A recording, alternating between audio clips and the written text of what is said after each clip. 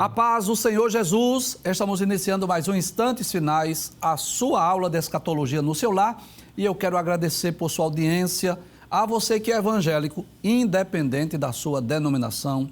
Agradeço também a você que ainda não é evangélico ou pertence a outra religião, mas acompanha a programação da Rede Brasil pela TV ou pelo YouTube no canal Rede Brasil Oficial. Que Deus te abençoe, que as bênçãos de Deus continuem sendo derramadas sobre a sua vida, sobre a sua família. Seja muito bem-vindo aos Instantes Finais. Eu gostaria de lembrar que se você deseja assistir ou rever um dos nossos programas que nós já gravamos, sobre os eventos escatológicos, sobre o livro do Apocalipse ou sobre o livro de Daniel, você pode procurar lá no YouTube, no canal Rede Brasil Oficial, e lá você vai no playlist e esses programas já estão disponíveis. Inclusive, dessa nova temporada também já estão disponíveis lá no YouTube. E caso você queira entrar em contato conosco, enviar a sua mensagem para nós, ou a sua pergunta, a sua crítica, a sua opinião ou a sua sugestão, o número do WhatsApp está aparecendo aí na sua tela, é o 994661010, mas, por gentileza, principalmente é você que vai enviar a sua pergunta, não esqueça de colocar seu nome e a sua igreja, seu bairro ou a sua cidade, para que nós possamos ler na ocasião que formos responder sua pergunta. Como é do seu conhecimento, nós estamos estudando sobre a infalibilidade das profecias bíblicas. Se você está acompanhando o programa, você sabe disso. Nós já estudamos diversas profecias e já podemos dizer que as profecias bíblicas realmente elas não falham. Só que nós ainda estamos no começo dessa temporada. Se Deus permitir, nós vamos estudar as profecias de Gênesis a Apocalipse. Nós estudamos diversas profecias que estão lá no Pentateuco. Vamos relembrar? Vamos recapitular? Primeiro estudamos sobre, pode abrir a tela, isso, a profecia sobre a morte, a sentença da morte, nós já estudamos essa profecia. Pode passar a tela. Estudamos também sobre aquela primeira promessa messiânica, sobre a semente da mulher. Lembra disso? Já está disponível lá no YouTube. Já estudamos também sobre o dilúvio, as profecias sobre o dilúvio. Já estudamos também as profecias na história de Abraão, sobre a descendência de Abraão. Já estudamos também profecias lá na história de José do Egito. Inclusive, quando estudamos essas profecias, nós falamos sobre os sonhos de José, o sonho do copeiro, o sonho do padeiro, os sonhos de Faraó. Tudo isso aí é profético, nós já estudamos. Estudamos também diversas profecias na história de Moisés e também estudamos, nós concluímos aí uma série de profecias, uma série de estudos sobre as profecias que ocorreram durante a peregrinação no deserto. A partir de hoje, nós vamos estudar algumas profecias que estão escritas no livro de Josué, que é o 6º livro da Bíblia. Então, aí está uma imagem, claro, meramente ilustrativa, mas que mostra aí Josué, que tem a incumbência, a missão e a responsabilidade de conquistar a terra de Canaã. Mas antes de estudarmos as profecias no livro de Josué, nós vamos falar um pouco sobre o principal personagem desse livro. Bem, você sabe que Josué foi o homem escolhido por Deus para substituir Moisés e conquistar a terra de Canaã. Eu costumo dizer que coube a Moisés aquela responsabilidade de livrar o povo hebreu lá do Egito, que estava escravizado no Egito por Faraó, e coube a Moisés libertar o povo e conduzi-los naquela peregrinação que durou 40 anos. Mas coube a Josué a responsabilidade de conquistar a terra de Canaã e depois dividir essa terra para as 12 tribos de Israel. E o primeiro capítulo de Josué, que é um dos mais conhecidos do livro, nos mostra a ocasião em que Josué assume a liderança do povo hebreu. Com certeza, Josué estava muito temeroso, estava preocupado, pelo menos por 3 grandes motivos. Havia 3 razões pelas quais Josué estava temeroso, preocupado e apreensivo. Em primeiro lugar, porque Josué conhecia quem era Moisés. ele pôde acompanhar como um servo de Deus e de Moisés. Josué pôde ver naqueles 40 anos que Moisés era um homem de muita comunhão com Deus, de muita intimidade. Moisés era aquele homem que Deus disse que com os outros ele falava com sonhos, por visões, profecias, mas com Moisés era diferente. Deus disse que falava com Moisés cara a cara, face a face. E Moisés tinha sido um homem extraordinário, usado poderosamente por Deus para fazer muitos milagres. Foi através de Moisés que Deus enviou as 10 pragas sobre o Egito. Foi através de Moisés que Deus instituiu a Páscoa. Foi através de Moisés que Deus abriu as águas do Mar Vermelho e depois fechou para destruir o exército de Faraó. Foi através de Moisés que Deus tornou as águas amargas de mar em águas doces. Foi através de Moisés que Deus mandou maná do céu, mandou as codornizes, que Deus fez sair a água da rocha. Enfim, Moisés era aquele homem de muita comunhão, de muita intimidade. Foi através de Moisés que Deus deu a lei, as tábuas da lei escritas pelo dedo do próprio Deus. E Josué sabia disso, que ele estava com a responsabilidade, com a incumbência de substituir Moisés, um homem de extrema intimidade e comunhão com Deus. E ele sabia que substituir Moisés não seria uma tarefa fácil. Mas não só isso, Josué também conhecia os cananeus. Porque para conquistar Canaã, era preciso vencer as guerras, as batalhas contra os povos daquela terra. E Josué, juntamente com Caleb, tinha sido um daqueles 12 espias. Você lembra disso que nós estudamos? Capítulos 13 e 14 do livro de Números, nós estudamos essa profecia. Josué e Caleb tinham sido 2 daqueles 12 espias que foram enviados a observar a terra de Canaã. E Josué sabia muito bem quem eram os cananeus, os filhos de Anak, os amalequitas, os gigantes que habitavam naquela terra. Ele sabia que havia cidades fortificadas, que haviam grandes exércitos, que haviam cidades muito bem estruturadas no aspecto bélico. E para conquistar Canaã, ele teria que vencer a batalha e deveria o quê? Expulsar os moradores. E esse era mais um motivo pelo qual Josué estava aflito, temeroso, preocupado, porque ele sabia muito bem que não seria fácil vencer aqueles gigantes e aqueles exércitos das nações que ele iria conquistar. Mas não só isso. Josué também estava apreensivo porque ele conhecia o povo hebreu.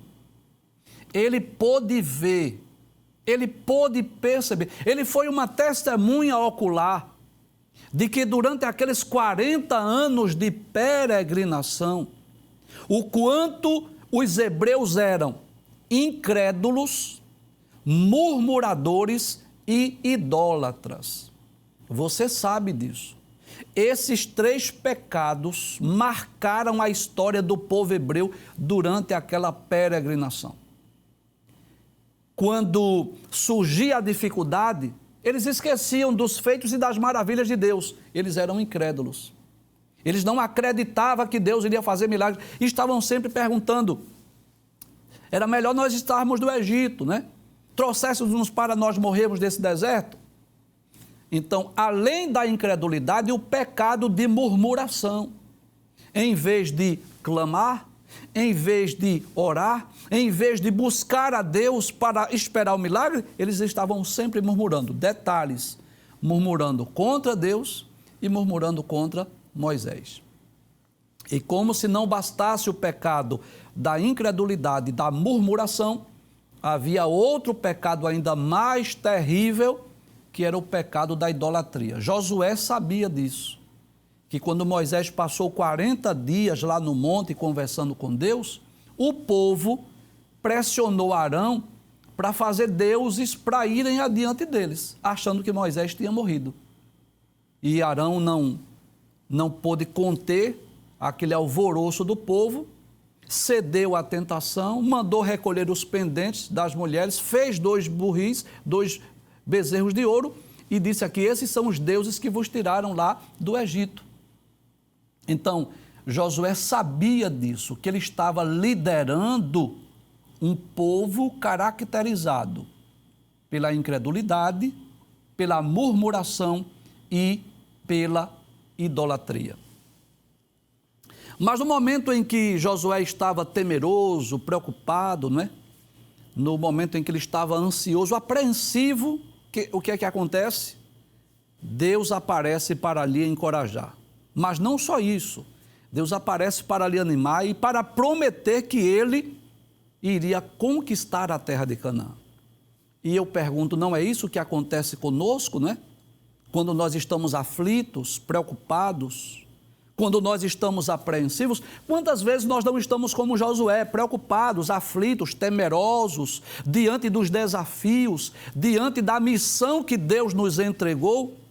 E é nesse momento que Deus fala conosco, que Deus nos encoraja, que Deus nos anima, quer seja através de uma profecia, quer seja através de um hino, quer seja através de uma pregação, quem sabe até mesmo de um programa na TV, Deus nos anima, Deus nos encoraja, Deus nos impulsiona para seguir em frente. E eu posso dizer que essa experiência de Josué, lá no primeiro capítulo do livro de Josué, quando Deus aparece para animar e encorajar Josué, eu posso dizer que muitas vezes é uma experiência vivida por cada um de nós. Vamos estudar agora a profecia. Abre mais uma vez essa tela, volta por gentileza. Isso, hoje vamos estudar a primeira profecia do livro, mas durante esta semana estaremos estudando outras profecias no livro de Josué. Pode passar a tela, por gentileza? Isso. Qual é a profecia que nós vamos estudar hoje? Josué conquistaria Canaã e tomaria posse da terra. Então você vai perceber aí, como se Josué estivesse prostrado, como se ele estivesse de joelhos, ainda que com a sua espada na mão, mas o seu coração aflito, preocupado, abatido, perguntando, meu Deus, como é que eu vou substituir Moisés? Meu Deus, como é que eu vou conquistar a terra de Canaã? Como é que eu vou liderar este povo incrédulo, murmurador, idólatra? E é aí que Deus aparece para falar com ele. Veja o que diz o texto bíblico. E sucedeu depois da morte de Moisés, servo do Senhor, que o Senhor falou a Josué, filho de Num, servo de Moisés, dizendo: eu quero chamar a atenção desta frase aí, que Josué, ele era servo de Moisés. Então, é a primeira lição que eu quero aprender aqui, compartilhar com nossos irmãos hoje. Porque você sabe disso, que nós não estamos estudando só a profecia e o cumprimento, nós estamos estudando um pouco da história, extraindo lições para as nossas vidas. E observe que antes de Josué ser o líder do povo, antes de ele substituir Moisés, ele aprendeu a ser liderado. Ele aprendeu a ser um servo. Ele foi um servo de Moisés, um servo fiel durante toda aquela jornada, durante toda aquela peregrinação. Josué não fez o que os demais hebreus fizeram. Ele não foi incrédulo, ele não foi murmurador, ele não foi idólatra, não, muito pelo contrário. Josué sempre foi aquele homem de coragem que Deus utilizou aqueles 40 anos de peregrinação para treiná-lo, para que ele pudesse também substituir Moisés.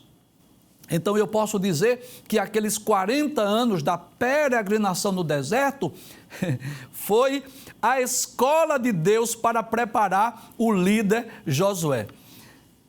Que coisa interessante, nós dissemos aqui em programas anteriores que Deus tem as suas faculdades, né? Deus tem suas formas, seus modos, suas maneiras de treinar os seus servos. Nós já falamos, não é, que para Deus treinar Moisés, primeiro ele passou 40 anos da sua vida, a maior parte lá no Egito, no palácio, aprendendo com os melhores mestres do Egito. Primeira quarentena. Na segunda quarentena, Moisés foi para o deserto de Midian cuidar das ovelhas que nem dele era, e ali Deus estava treinando aquele grande líder. E como Josué não foi diferente. Aqueles 40 anos de peregrinação, Josué estava sendo treinado por Deus, preparado por Deus. Você lembra daquela profecia que nós estudamos contra os amalequitas?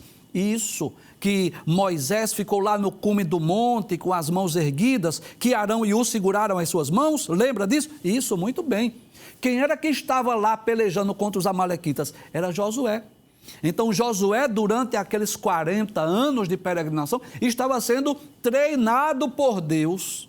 Mas de que forma? Sendo servo de Moisés. E aí a gente aprende uma grande lição.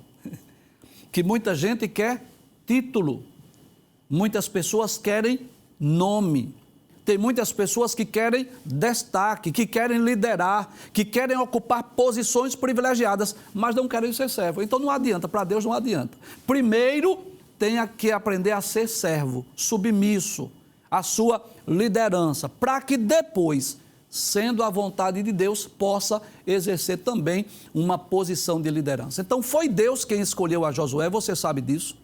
Antes da morte de Moisés, Deus deixou bem claro que seria Josué o sucessor de Moisés. E por quê? Porque ele aprendeu a liderança, as lições de liderança com o seu líder, que foi Moisés. E eu quero destacar essa frase, que Josué, ele era servo de Moisés.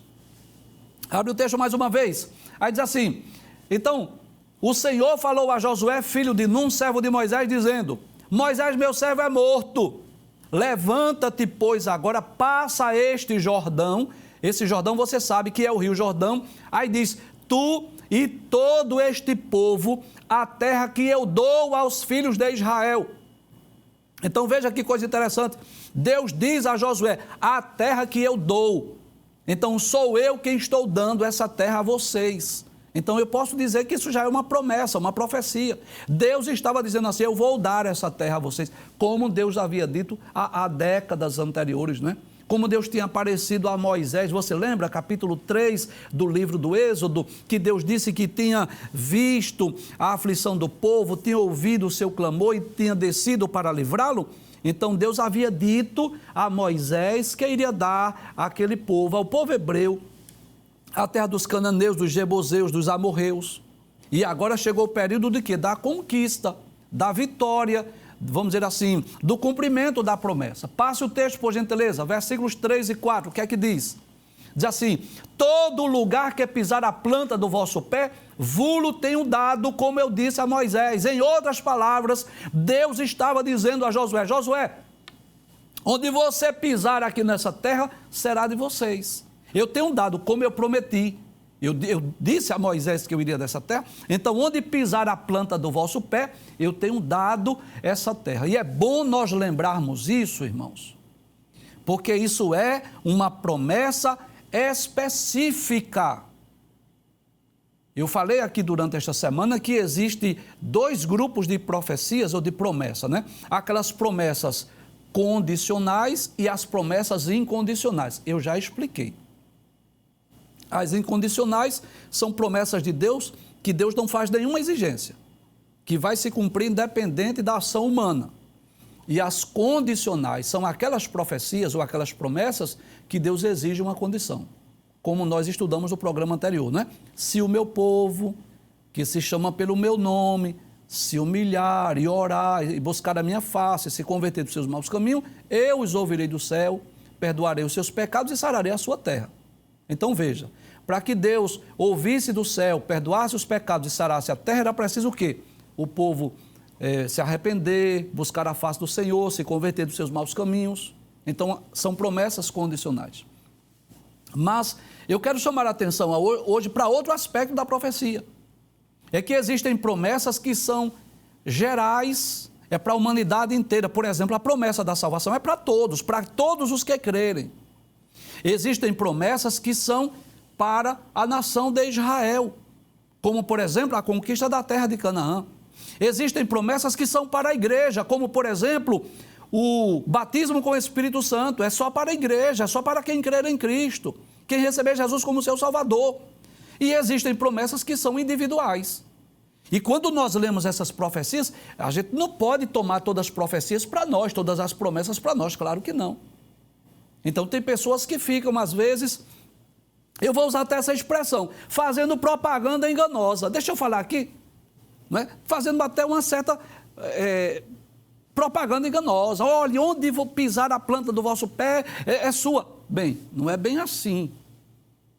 Esta profecia, esta promessa foi para os hebreus, de forma mais específica para Josué. Olha, Josué, onde vou pisar a planta do vosso pé, eu tenho dado a vocês. E eu não posso aplicar para a minha vida. Dizer que onde pisar a planta do meu pé, Deus vai me dar. Não posso de forma alguma. Então existem promessas que são gerais para a humanidade inteira. Existem promessas que são para a nação de Israel. Existem promessas que são para a igreja e existem promessas que são individuais. Como, por exemplo, aquelas promessas para Abraão. Far-te-ei uma grande nação, engrandecerei o teu nome, tu serás uma bênção. Eu vou abençoar quem te abençoar, eu vou amaldiçoar quem te amaldiçoar, e em ti serão benditas todas as famílias da terra. Aquelas promessas foram específicas para Abraão. Então, quando nós estamos estudando as profecias, nós precisamos entender isso. A quem esta profecia ou essa promessa se destina? Se é para a humanidade, se é para Israel, se é para a igreja ou se é específica para algum personagem. Lembra, por exemplo, do que Paulo e Silas disseram ao carcereiro, Atos capítulo 16, versículos 30 e 31? Crê no Senhor Jesus Cristo e serás salvo tu e a tua casa. Aquela promessa não é para a humanidade toda, não é para todo crente, não. Aquela promessa foi para o carcereiro. E é por isso que às vezes acontece isso, de a esposa ser salva e o esposo morrer sem a salvação. Ou os pais serem salvos e os filhos morrerem sem salvação, ou o inverso. Aí as pessoas às vezes dizem, mas a palavra não diz, crê no Senhor Jesus Cristo e serás salvo tu e a tua casa. Aí eu lembro, essa profecia, essa promessa não é geral. Não é para todo crente. Essa profecia ou essa promessa foi específica para o carcereiro de Filipos. Abre a tela mais uma vez. Aí Deus diz que onde pisar a planta do vosso pé, vou-lhe tenho dado, como eu disse a Moisés, desde o deserto e desde este Líbano até o grande rio, o rio Eufrates, toda a terra dos heteus e até o grande mar, que é o mar Mediterrâneo, para o poente do sol será o vosso termo. E eu quero aqui chamar a atenção de que as pessoas às vezes querem dizer que a Bíblia é um livro lendário, cheio de lendas. Não, a Bíblia é um livro histórico, a Bíblia é um livro científico, a Bíblia é um livro que nós podemos comprovar a sua veracidade nas demais ciências. Você sabe disso, né? Então observe que coisa interessante, que essa história ou essa promessa que, vamos arredondar, ocorreu mais ou menos no ano 1400 antes de Cristo, nós vamos perceber que isso pode ser comprovado pela história, pode ser comprovado pela geografia. Você sabe disso. Que a história mencionada na Bíblia, a história de Israel, a história da Babilônia, a história do Egito, a história da Grécia, a história de Roma, está na Bíblia, mas também está lá nos livros seculares de história. Que os montes, os rios, os vales, os mares mencionados na Bíblia, também está lá nos livros de geografia. A Bíblia não é um livro assim que ninguém sabe onde fica esse lugar, ou ninguém sabe quando isso ocorreu, não. É um livro que você pode estudar a Bíblia, e você ter o lado do livro de história e comprovar, ter do lado o livro da geografia e você confirmar, ter um lado um livro de arqueologia, ou um contexto de arqueologia e confirmar, e até a ciência, porque quando a Bíblia e a ciência estão bem interpretados, elas não se contradizem. Quando a Bíblia e a ciência estão bem interpretadas, elas se harmonizam. Se está havendo choque ou conflito entre a Bíblia e a ciência, das duas uma. Ou a Bíblia ou a ciência está sendo mal interpretada. Abre o texto mais uma vez. Então Deus faz a promessa, né?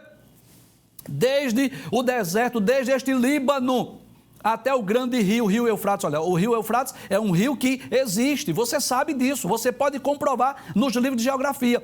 Toda a terra dos heteus, até o grande mar, que mar é esse? É o mar Mediterrâneo. Para o poente do sol será o vosso termo. E Deus estava, digamos assim, trazendo uma síntese, um resumo da geografia da Palestina. Daqui a pouco eu vou mostrar o mapa. Pode abrir a tela mais uma vez, versículos 5 e 6, muito bem. Aí Deus diz assim, Josué, eu sei, abre a tela, por favor. Josué, eu sei que você está preocupado, Josué. Eu conheço o seu coração, Josué. Eu sei que você está preocupado com os cananeus, porque você viu que nessa terra estão os filhos de Anak, os gigantes, estão os amalequitas. E eu sei que você está preocupado, mas eu quero lhe dizer algo, Josué. E o que é, Deus, que tu tens a dizer? Abre a tela mais uma vez. Ninguém se susterá diante de ti todos os dias da tua vida. Não tem cananeu, não tem amalequita, não tem filhos de Anak que vai se suster diante de ti. Sabe por quê, Josué? Eu quero te dizer, Josué, como fui com Moisés, assim serei contigo. Em outras palavras, pode trazer a tela, Deus estava dizendo, eu estarei com você lado a lado, eu estarei com você ombro a ombro, eu vou ser o teu ajudador, o teu companheiro, eu estarei contigo, Josué. Agora tem um detalhe, não é? Você sabe disso, que o fato de Deus estar conosco, o fato de Deus estar com Josué, não nos isenta de enfrentarmos tribulações, não, claro que não. Você vai perceber que essa jornada de Josué, ela foi muito difícil. Você vai perceber alguns momentos que Josué se viu em apuros. Houve momentos em que ele estava sem saber o que fazer. Eu vou dar aqui alguns exemplos. Quando ele estava, por exemplo, diante das muralhas de Jericó, ele não sabia como fazer para conquistar aquela cidade por causa dos seus altos muros. Quando ele estava diante do Rio Jordão, ele não sabia o que fazer para passar, atravessar o Rio Jordão com aquela multidão de mulheres, crianças e animais. Quando Josué estava, por exemplo, para conquistar a cidade de Ai, que o exército de Israel foi derrotado por causa dos pecados de Acã, ele ficou de cabisbaixo. Então a presença de Deus não nos isentará de lutas, de provas, de adversidades. Agora, Deus estando conosco, Deus nos dará as estratégias, Deus nos dará força, Deus nos dará sabedoria para nós vencermos todas as adversidades e todos os obstáculos que surgirem diante de nós. Essa está a diferença. Porque tem pessoas assim, eu sou crente e estou enfrentando luta, mas claro, é lógico, é claro que a vida cristã não nos isenta de provações. Jesus disse, no mundo tereis aflições. Paulo disse que todos aqueles que querem viver em Cristo Jesus padecerão perseguições. Agora, a diferença é que Deus está conosco, significa que nós vamos vencer. Deus vai dar estratégia, Deus vai abrir os caminhos, Deus vai nos ajudar a romper as dificuldades e nós vamos vencer. Nós não vamos ficar prostrados no deserto, nós vamos chegar na Canaã celestial. Abre a tela mais uma vez. Aí Deus diz assim, olha, não te deixarei, nem te desampararei. Agora, quero te dizer algo, Josué, que mesmo eu estando contigo, e mesmo eu te dizendo que eu não vou te deixar e nem te desamparar, eu quero dizer algo, Josué. Você tem que fazer a sua parte, você tem que se esforçar, você tem que ter bom ânimo. E isso fala, traz a tela por gentileza, da responsabilidade pessoal. Não é o fato de Deus estar conosco ou de Deus nos fazer uma promessa que isso vai isentar a responsabilidade humana. Não, claro que não. Deus disse, você tem que fazer a sua parte, Josué. Você tem que se esforçar, você tem que ter bom ânimo. Sabe o que significa ter bom ânimo? Significa ter fé, coragem, ter confiança. Isso é ter bom ânimo. Então, Deus estava também alertando, advertindo Josué dos seus compromissos. Sabe por quê? Porque Deus não faz tudo. Sabia disso? Não, Deus não faz tudo, não. Ele tem poder para fazer tudo, mas Ele não faz. O que nós podemos fazer, Deus não vai fazer por nós. Por exemplo, Deus poderia enviar um juízo, uma praga naquela terra e os moradores correndo, serem expulsos, sem que precisasse Josué lutar. Mas Deus disse, não, você vai lutar, você vai conquistar. Você vai destruir esses moradores aí. Então, Deus faz a parte dele quando nós fazemos a nossa. Se nós fizermos a nossa parte, Deus fará a dele. Abre a tela mais uma vez. Aí Deus diz, esforça-te, tem bom ânimo. Como quem diz assim, creia. Seja forte, Josué, seja corajoso. porque tu farás a este povo herdar a terra que jurei a seus pais, lhes daria. Você vai conquistar. Você vai conquistar, porque eu prometi. Sou eu que estou dizendo que você vai conquistar. Passe o texto mais uma vez, por gentileza. Então, nós vamos observar aí o cumprimento. Nós vamos perceber agora o cumprimento da profecia. Será que esta profecia, será que ela se cumpriu? Será que Deus cumpriu a promessa que fez a Josué? Vamos ver o que diz o texto. Capítulo de número 11, versículo de número 23. Diz assim: assim Josué tomou toda esta terra, conforme tudo que o Senhor tinha dito a Moisés. Veja que coisa interessante. Esse texto traz a lembrança, traz a memória, não só o que Deus disse a Josué no capítulo 1, versículos 1 a 6, como lemos, mas o que Deus havia dito a Moisés. Eu quero lhe convidar, se você estiver com a sua Bíblia, nós vamos relembrar aquilo que nós já estudamos. Já está lá no capítulo de número 3 do livro do Êxodo, quando Deus aparece a Moisés, e Deus diz assim, no capítulo de número 3, versículo 7, é Deus que aparece a Moisés dizendo assim: e disse o Senhor, tenho visto atentamente a aflição do meu povo que está no Egito, e tenho ouvido o seu clamor por causa dos seus exatores, porque conheci as suas dores, portanto desci para livrá-lo da mão dos egípcios e para fazê-lo subir daquela terra a uma terra boa e larga. Então nós já falamos aqui que a terra de Canaã era uma terra muito próspera, muito produtiva. Inclusive, se você for lá em Israel, você sabe disso, né? Que é uma terra muito rica, de muitos minérios, de muitos frutos da terra. Literalmente, a terra de Israel, o povo judeu, é um povo protegido e abençoado por Deus. Há uma terra que mana leite e mel. Uma terra que mana leite e mel fala exatamente de fartura, de abundância de alimento. Leite e mel fala exatamente dos produtos, né, que podem ser consumidos lá, fartura de alimentos. Ao lugar, observe, ao lugar de quem? Do cananeu, e do eteu, e do amorreu, e do ferezeu, e do eveu, e do jebuseu. Então Deus estava dizendo que aquela terra que estava sendo possuída pelos cananeus, pelos eteus, pelos amorreus, pelos ferezeus e pelos eveus e jebuseus, seria do povo de Canaã. Seria do cananeu? Não, desculpe, que era dos cananeus e seria agora do povo de Israel. Agora, um detalhe importante que nós precisamos relembrar, que Deus havia prometido dar aos filhos de Israel, porque os filhos de Israel seriam ao mesmo tempo um meio de castigar aquele povo, um instrumento de Deus para castigar aquelas nações por causa dos seus pecados. Porque Deus não comete injustiça. Deus não estava dando a terra de Canaã simplesmente porque se agradou do povo de Israel. Não, Deus não é injusto. Deus poderia dar uma terra desocupada. Deus poderia dar a qualquer outra nação, qualquer outra propriedade que estivesse desocupada. E por que é que Deus vai dar exatamente a terra desses povos, dos cananeus, dos jebuseus, dos amorreus? Simples. Por causa dos pecados daquelas nações, daqueles povos, a justiça de Deus exigia que Deus tomasse uma providência. O cálice da ira divina havia enchido, estava transbordando.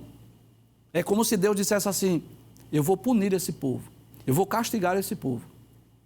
Então Deus poderia mandar pragas de gafanhoto, Deus poderia mandar seca, Deus poderia mandar chuva de saraiva, enfim, Deus poderia fazer qualquer outra forma. Mas Deus disse: não, eu vou castigar esse povo, mas essa terra é boa, uma terra produtiva, eu vou dar aos hebreus que estão cativos lá no Egito.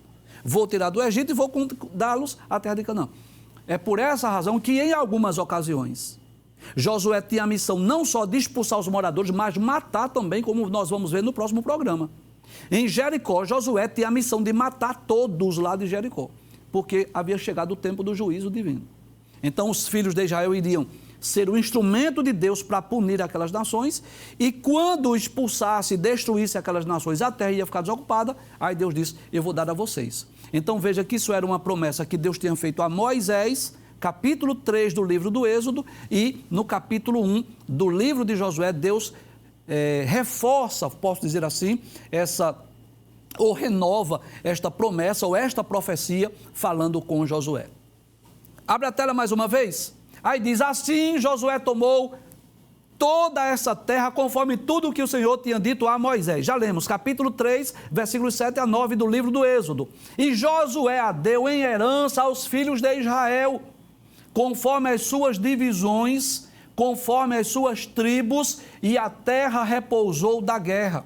Então veja, o que foi que Josué fez? Primeiro Josué conquista a terra, depois que ele conquista, em algumas ocasiões, matando os moradores, em outras ocasiões, expulsando os moradores, aí ele divide ou distribui aquela terra para as 12 tribos de Israel.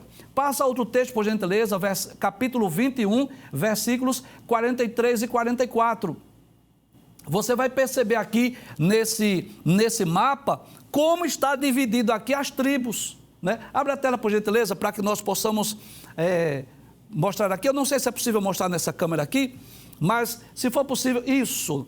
Então, daqui dá para você ter uma ideia. É melhor outra câmera, é melhor outra. Isso. Então, aqui você vai ver, aqui está Naftali, aqui está Azé, aqui está Zebulon, Manassés é meia tribo de Manassés aqui, meia tribo de Manassés, aqui está Gade, aqui está Efraim, aqui está Dan, aqui está Judá, aqui está Simeão, aqui está Ruben, aqui está Gade. Ou seja, Josué tinha essa missão, Josué tinha essa incumbência, não só de conquistar a terra, mas de distribuir para as 12 tribos de Israel. Vamos ler o texto? Desta sorte, ou seja, desta maneira, de que forma? Através de lutas, de batalhas, de conquistas, de desafios.